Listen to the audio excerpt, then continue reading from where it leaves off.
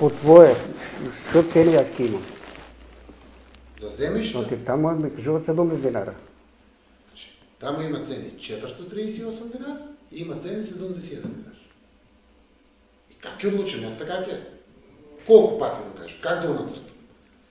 Сашо ще трансформира землище, беше... Само завършили веки. Живо, пред нова година го завърши. Тогава ще Сашо Вайсто и още ден кой беше там. Вайсто завърши си землището и край него стави в Бройчина. Ама с него функционира, с Сашо функционира, това ще договориме.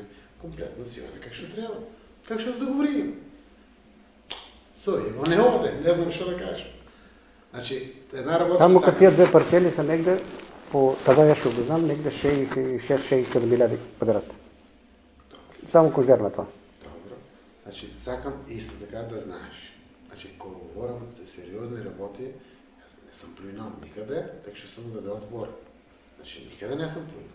Така да завършам работа отнапред, мислям, що да презема. Поне какво да завърши работа? Сакам ми интересира, ти кажах ти тогава, на мене всеко евро 100 000. Да ти кажем как. 1 евро на църквата и 1 евро от квадратни до 10. На мене. Директно. Ето това, ама аз тогава го спомнах, викам да не само и аз плайкам, защото питам другите как завършият.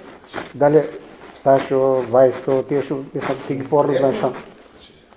Не е много да го комплетно, как ще кажем така, комплетно заради това ще калкулацията е една, ще беше, сега е друга и абсолютно ясно. Да си спремо месечно, колко може пари да платам, това е.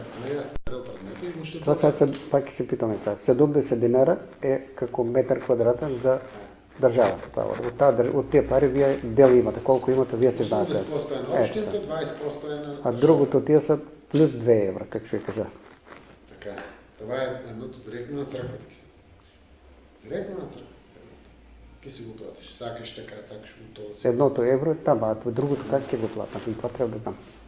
Кай вицата, например. Добре. Кай вицата. Много това, се знаят. Мен обаче не царя. Не, дека да знам. Сега трябва, не е имало пред мене как са вършили, как е терко, така чуете да.